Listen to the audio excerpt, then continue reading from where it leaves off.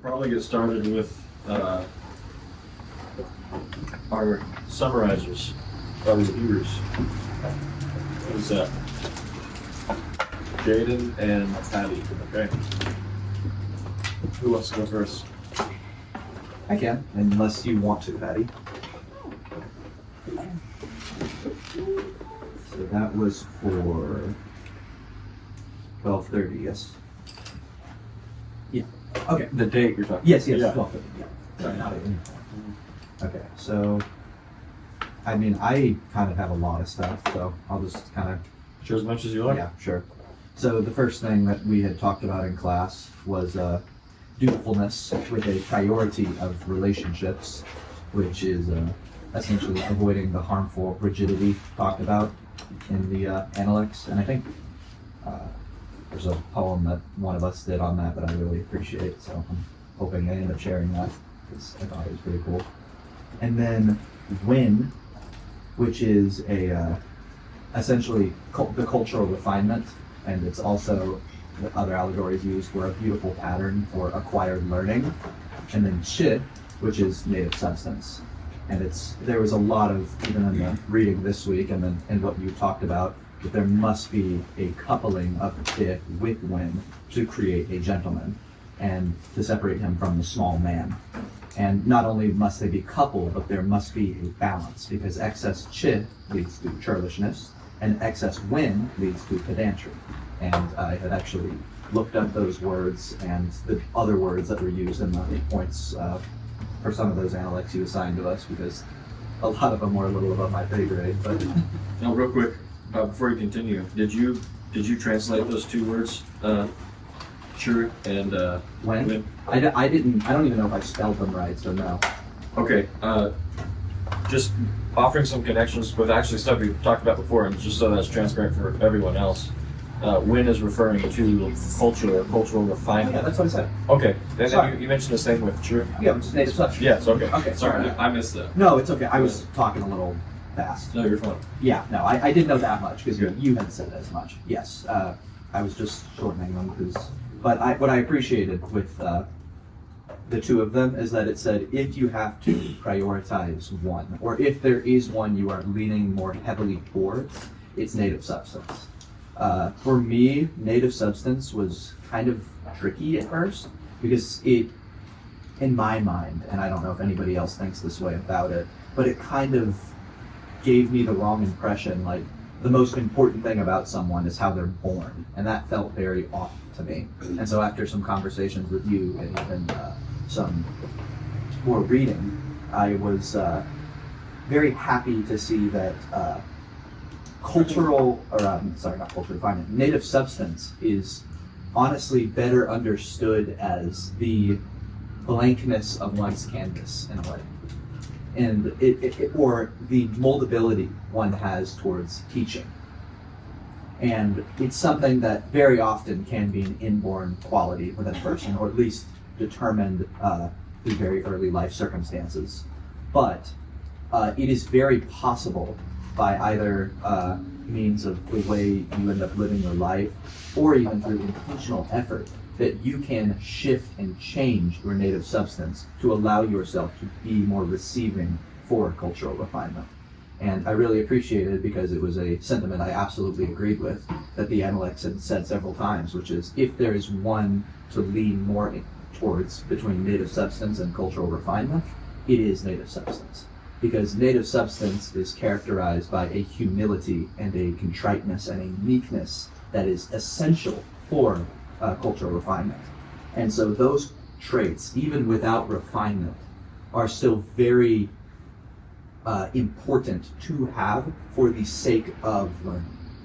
Whereas refinement without any of that humility, any of that blankness, any of that willingness to learn, creates a something that is very much not a gentleman. You aren't even a way of thinking about it is one who has native substance but lacks refinement is in a lot of ways a blank canvas. There's a lot of room for growth there, and an ability to come into refinement.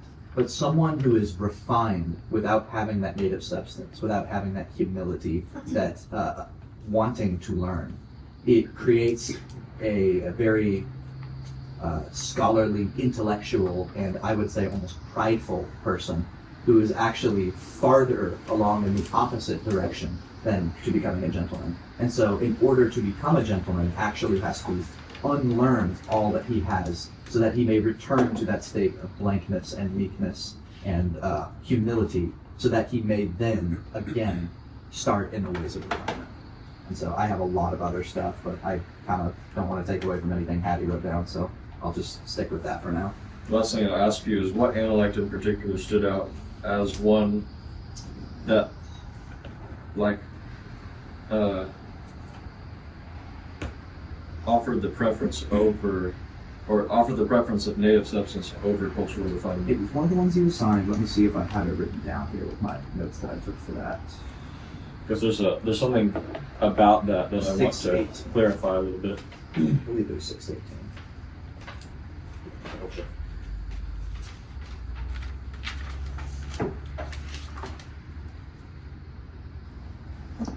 Yeah, I believe it was 618. Okay. Yeah, so when native substance overwhelms cultural refinement, the result is a crude rustic. So again, not ideal. When cultural refinement overwhelms native substance, the result is a foppish pedant. Only when cultural and native substance are perfectly mixed do you have a gentleman. And then a little ways into the analysis, it says, a perfect balance between native substance and cultural refinement is the ideal state. Although if one is to err, meaning if one is to be more on one side than the other, it should be on the side of substance.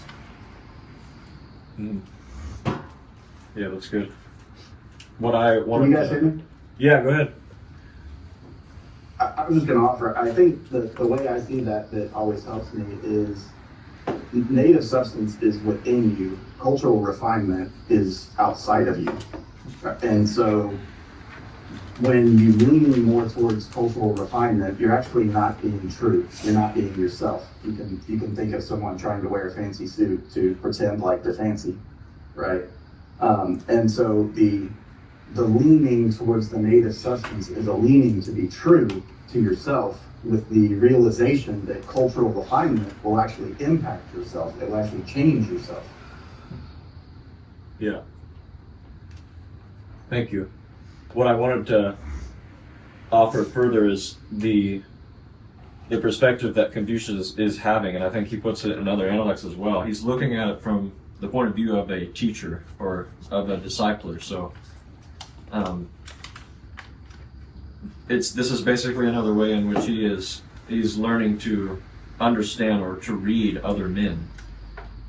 And the Analect that Jaden just read is showing an excess in one or the other. So excess in native substance, where there's, as a result of that excess, there's an obvious lack of cultural refinement. So being cultured in more of the like sophisticated sense of the word, like we looked at the different arts that a gentleman might train himself in or be trained in, versus excess in cultural refinement, which it's interesting that he would use the word pedant or foppish, which there was another phrase to describe such men, but one of the prevailing qualities of this kind of person, people that have excessive cultural refinement, is that they are they're much less malleable. They're much more set in their own ways. There's a stubbornness. There's a brittleness in them that's very difficult to wash away or to form something new in. Mm-hmm. And so an Analect also uses the metaphor of a beautiful face and applying makeup to that face. The beautiful face being the native substance. So that's obviously of much more consequence, if you will, than the cultural refinement, which is the makeup given to that face. So basically, you're looking for those as a teacher and as an instructor of a culture, someone that actually has the ability to bring others into a process of cultural refinement. You are not looking for faces that are already smothered in their own idea of cultural refinement and beauty, because then it's a process of getting rid of all that before you can finally begin with the blank face. Yes. The only clarification I wanted to add was that this is very much being seen from the point of view of a teacher, as Confucius was, as an analyst or a reader of men. So it definitely has its own self-application, but only insofar as you realize you aren't necessarily your own cultural refiner. That's something that you actually submit to the order of. It's not a self-managed process, is what I mean to say. Anyways, thank you very much. Hattie, you want to go ahead? So I actually don't have like too much because it was a little bit more confusing for me. So these are kind of just like main things that had stuck out to me. Yes, we talked about native substance and cultural refinement. And then also that it is only when perfect beauty and perfect goodness meet that joy can be found. We had talked about odes. Odes. They're a very ambiguous way of communicating to one another. And then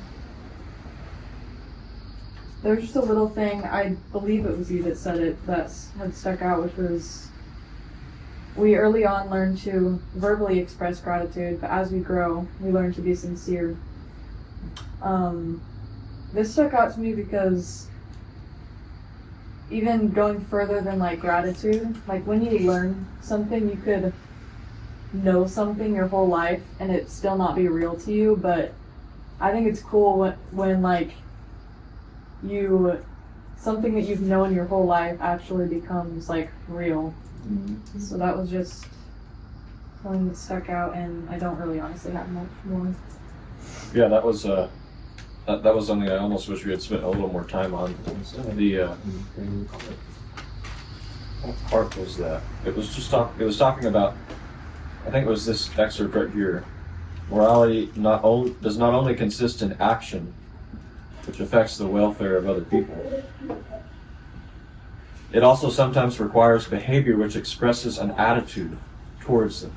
This accounts for the fact that the word li, though it includes the moral code, is more appropriately rendered in English as rites. And before that, actually, it was giving us the difference. Yeah, a man may have a strong urge to show respect towards another man in a given society, but unless he knows the code of behavior by which this respect is given expression, he will either fail to completely express it or at most succeed only in expressing it in a manner not altogether acceptable in that society. So that was giving you a bit of a picture of what the significance of the code of conduct, or li, or so if you wanted the Chinese association, the Chinese word associated with that concept that stuck out to you there, it would be li, because li is describing what was for the Chinese the proper way to act towards people in different situations. And so you could still follow that code but do it insincerely is the thing. The code was basically a way, it was the commonly understood way in which one was to, say, express gratitude, or most often respect and honor. Respect and honor were the key things, regardless of what the circumstance was. But what you learn to do by better understanding not just the rites themselves, the code itself, but the heart behind it, once you actually understood the heart behind the law, then you were able to not just more knowledgeably follow it and express it, but do it sincerely. You're able to actually carry and express and become one with, in a way, the spirit, the original spirit of that law. And it is no different for us having received the law of heaven, which is, as it has been put by Paul, I think, not just something that's written on stone or on paper. It's something that's written on our hearts. That's why it's life and actually real to us. It's a life that we live and express. It's not a external code, that we know of and have some rudimentary knowledge of how to follow it. So I think I put it in that one class we had many months ago about a very similar subject. I don't know how much you recall from that. Maybe I'll go into it another time. I'll open the door to a completely different subject. Did you have? Was that the rest of what you had? Thank you very much. Yes, please go ahead. Raise your hand if you have not been selected yet. Guys, raise your hands. Is there any guys left? I guess not. So all guys raise their hand again. We don't have to because. I haven't either. Okay, I guess just Naomi and Esther then. Okay, so that works. All right. So you guys will be the next note takers. But of course, all of you should be taking notes. This one will be interesting.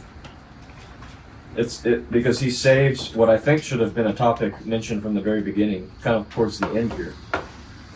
But this has to do with that working dynamic between learning and thinking. So you may find this one interesting. What it means to study versus what it means to learn. So far, we have only looked at the moral teachings of Confucius in connection with his ideal of the gentleman. There is, however, another side to his teaching, which has been largely neglected by scholars who write about Confucius. This is his concern with what might be described as matters of method. At the heart of this aspect of his teaching is the opposition between shui, learning, and su, thinking. Correct? Shui. It's not shui. Shui. Shui. Shui. Yes. How do you say that? Or how do you spell it? Elijah can tell Just you. do X-U-E. XUE for learning. And what about thinking? What was it again? No, okay. Su. S-S-U. S-S-U. Su. Thinking. Huh. I would just do S-U for that. XU? S-U. S-U. For thinking, yep. So shui for learning and su for thinking. Before we can see the significance of this opposition, we must first of all find out what constituted learning. So what was meant by learning?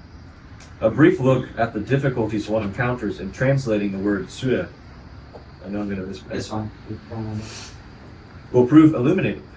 The natural choice in English for an equivalent is the verb to learn.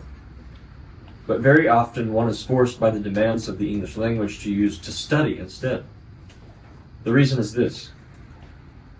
The verb to learn needs an expressed object. For instance, we do not say he learns. We can, of course, say he learns quickly, or he is willing to learn. But these are special cases where the focal point of the sentence is not in the word learn. We do, on the other hand, say he studies. There is, however, another difference between learning and studying. We tend to learn some things, but study others. So he's going to give some examples. For instance, a child learns to walk, but an entomologist studies the behavior of ants. We learn something practical. We study something theoretical. In learning, the focus is on the learner. In studying, the focus is on the subject. Wait, can you say that again? Yeah, that's a good one, isn't it? In learning something new, a man improves. Oh, sorry, I kept going. In learning, the focus. In learning, the focus is on the learner. In studying, the focus is on the subject. Don't laugh at me. It's good. So in learning something new, a man improves himself. He either acquires a new skill, so skill is a big word there for learning, or becomes proficient in an old one.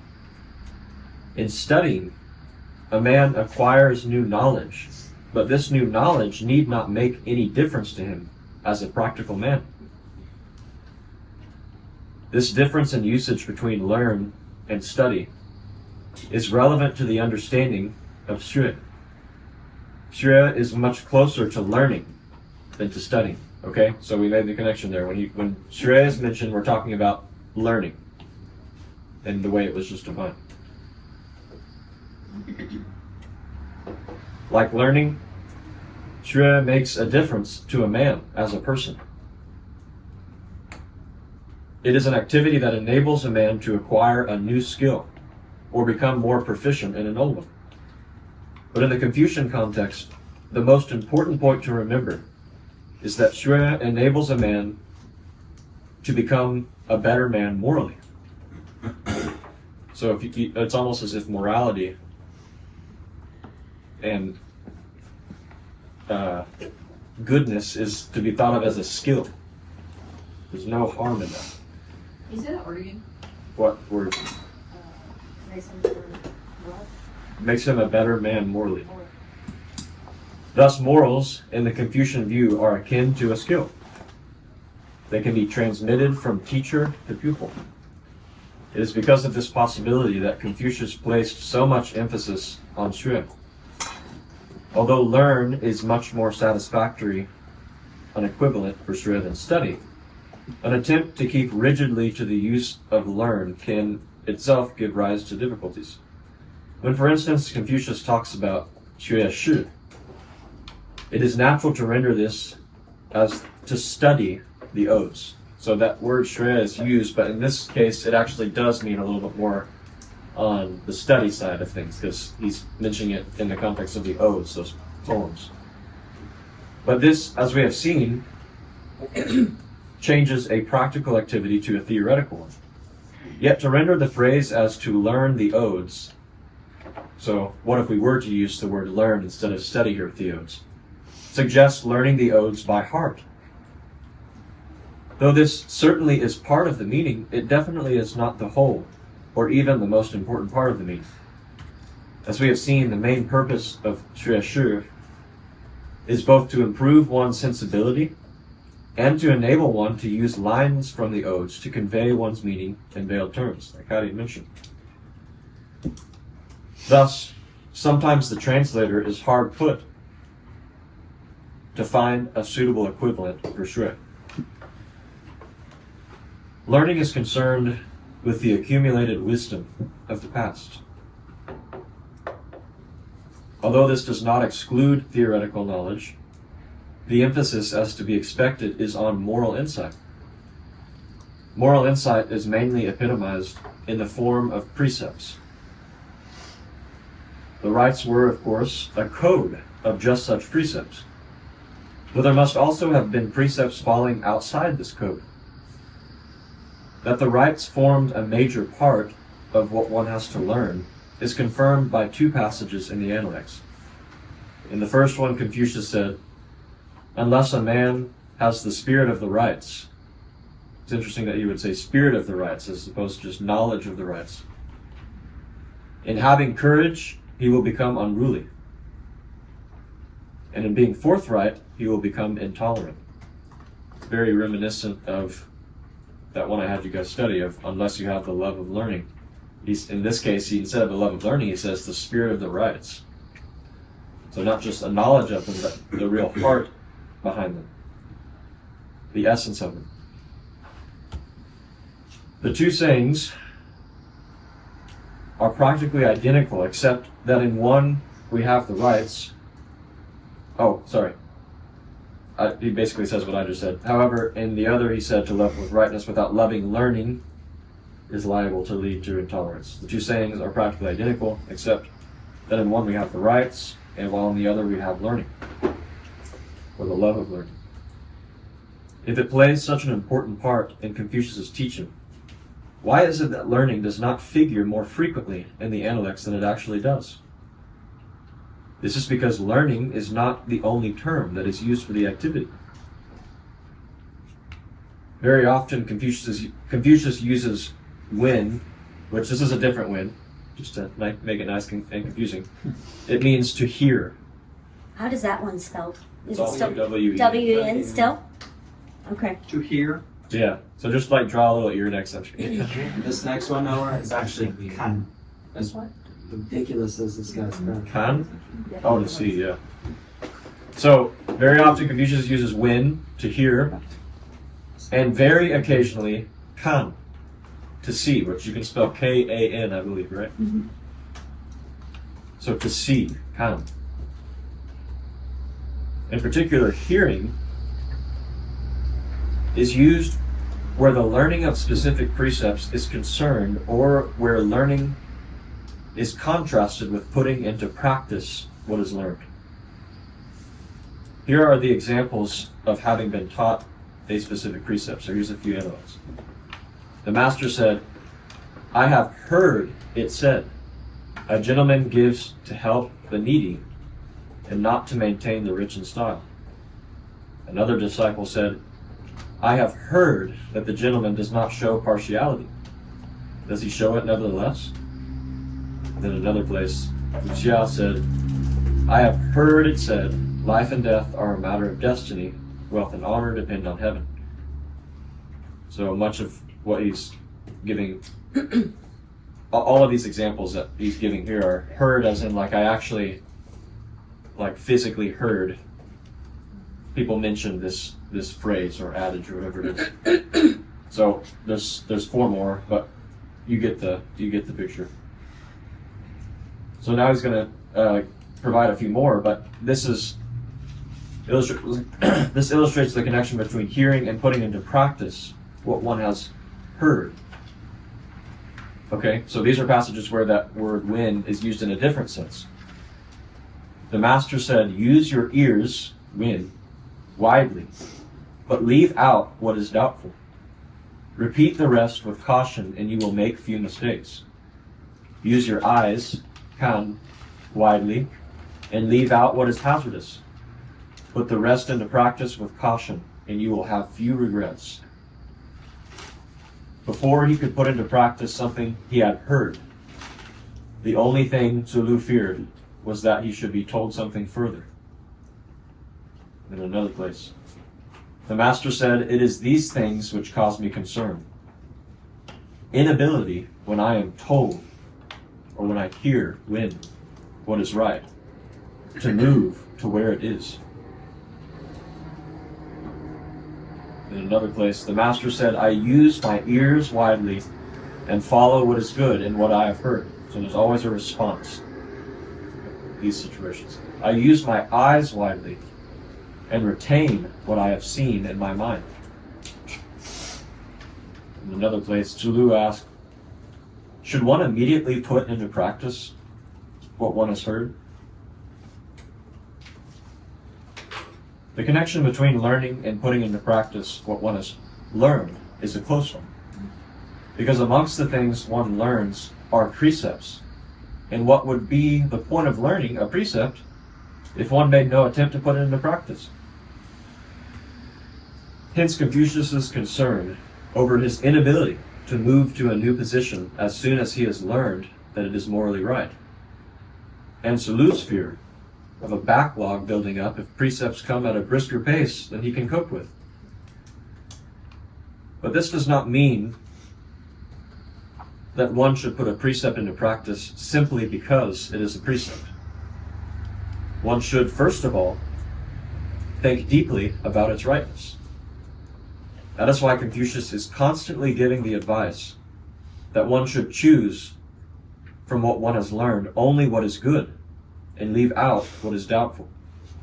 So obviously not everything you see and everything you hear will be worth emulating, putting into practice, or being taught by. The only way to do so is through thinking. This brings us back to the subject of learning and thinking. And you guys have heard this one before. There is a well-known saying in the Analects If one learns from others but does not think, one will be bewildered. If, on the other hand, one thinks but does not learn from others, one will be in peril. So this is a different translation than your book, but that is 2.15. One must learn from wise men of the past and the present, but at the same time, one must try to improve on what he has learned. Although both learning and thinking are indispensable, so that means you can't get rid of them, or you shouldn't.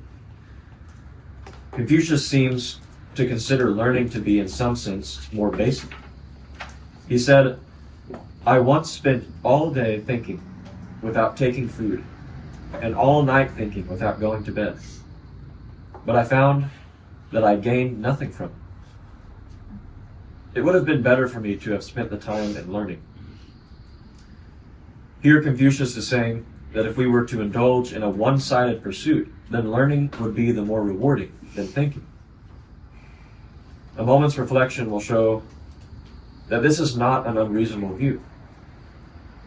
If one's aim is to make advances in knowledge, both thinking and learning are equally necessary. But in cases where one has no such aim, through learning, one can at least gain something by acquainting oneself with what is already known. But one is unlikely to make any gains at all if one thinks in a vacuum. So without the substance that learning offers. Let us take an example which illustrates the way Confucius thought about the existing rites. So back to the discussion about the rites. The master said, "A ceremonial cap of linen is what is prescribed by the rites. Today, black silk is used instead. This is more frugal, and I follow the majority. To prostrate oneself before ascending the steps is what is prescribed by the rites." So again, these are very exact ways of doing things that none of us do or observe today.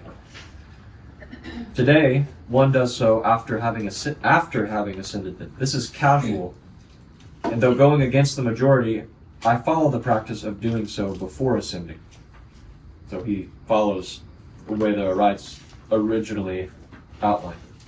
So he's going to offer some explanation here. Here we have a clear case of Confucius taking a critical look at the rites. He concluded that in the one case, he was prepared to follow the majority. So doing what the rites don't actually outline and following what everybody else is doing. But not in the other case.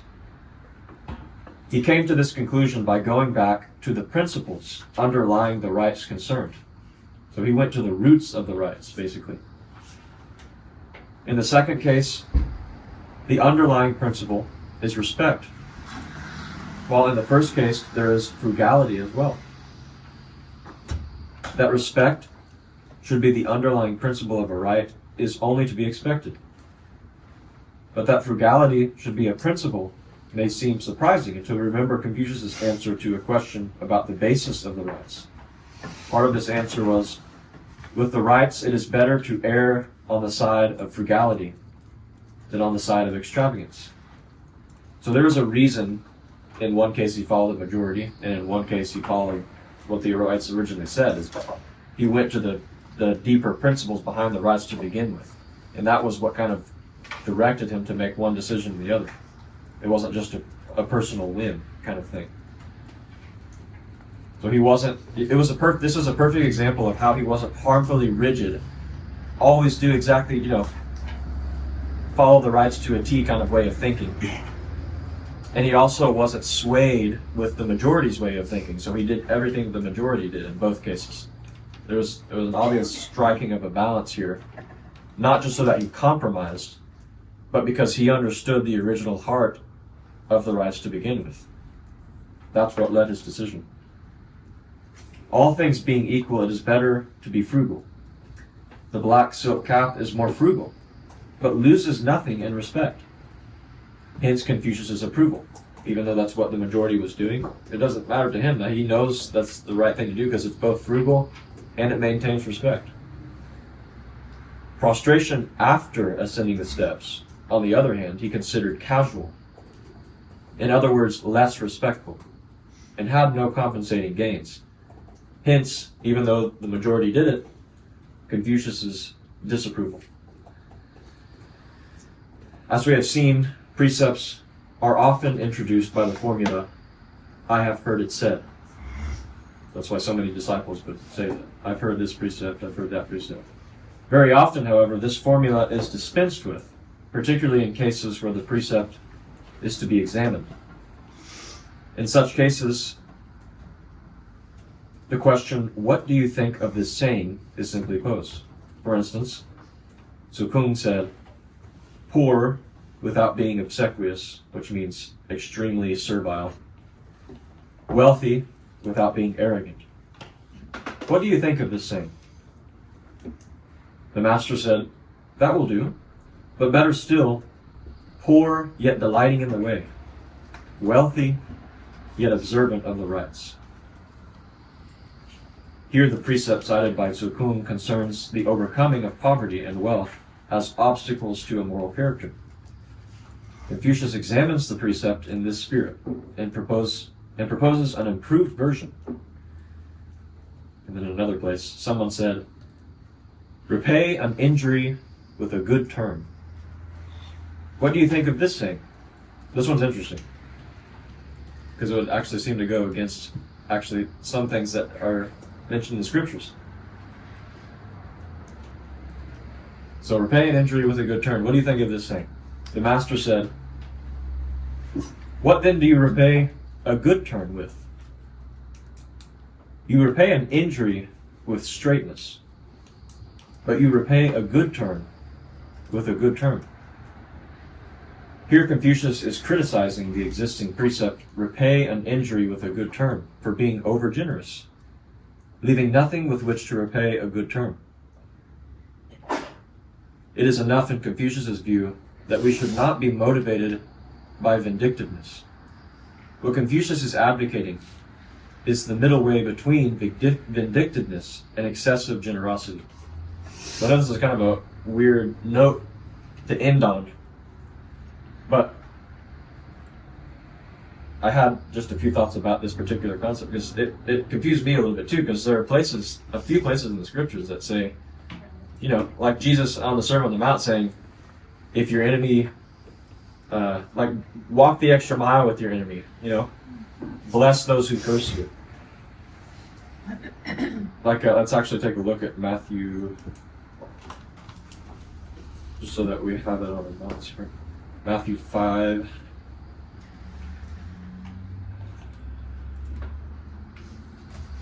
That would be 38 through 48. He says, you have heard that it was said, eye for an eye and tooth for a tooth. But I tell you, do not resist an evil person. If anyone slaps you on the right cheek, turn to them the other cheek also. And if anyone wants to sue you and take your shirt, hand over your coat as well. If anyone forces you to go 1 mile, go with him 2 miles.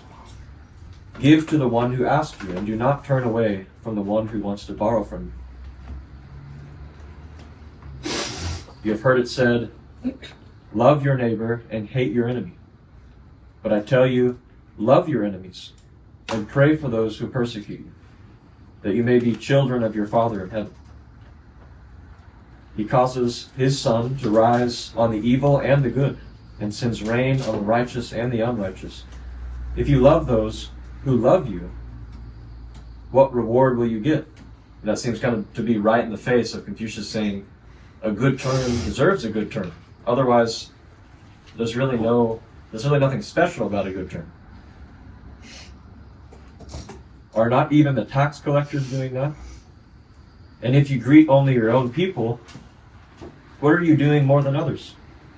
Do not even pagans do that? Be perfect, therefore, as your heavenly Father is perfect. And then we know Proverbs 25, 21, and 22 as well also mention showing kindness to an enemy will be like heaping burning coals on their head. But that actually starts to get closer to where I think Confucius is actually speaking to, what his understanding is. What did it say? It said repay an injury with what? In the, Straightness? Yes, repay an injury with straightness, and that's what I wanted to get into here a little bit. I wrote something kind of in the moment on this. The final point may seem to clearly contradict what Jesus would encourage as far as turning the other cheek, but it doesn't at all. Confucius is not saying to vindicate yourself when he encourages straightness, but to answer injury with uprightness. And doing so often takes the form of love, not affection and kindness as a reward for bad behavior, but self-denial in response to it. That is how you love, which very clearly demonstrates the difference between the two people, for themselves and even for bystanders. The difference here is in how we are actually blessing those who persecute us. Is blessing and praying for an enemy or a persecutor really about well-wishing and buying them lunch? Or is it about looking beyond, though not becoming blind to their faults, and showing them the right way through the example of your character? I mean, that's 100% what Confucius promotes anyways in his teachings. Look at Jesus and his own responses to enemies. Much of the time, it was in silence and prayer to his Father. Furthermore, and this may be tough for us, Confucius's point is that kindness shown in such an indiscriminate way lessens its meaning and power. Christians have come to understand love and its expression as a very unwieldy thing to our own detriment.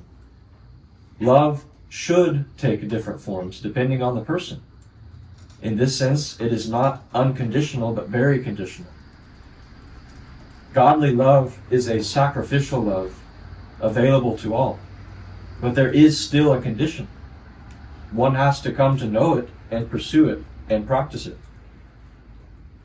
I do not love and relate to members of my family in the same way I do to a neighbor down the street.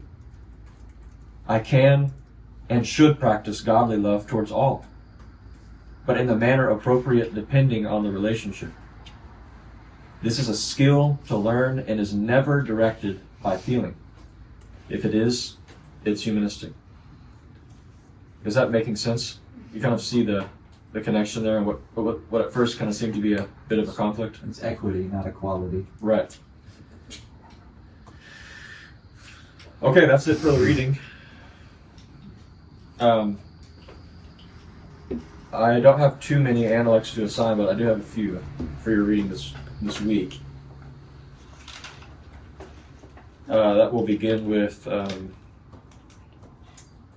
2:15. Going all the way back.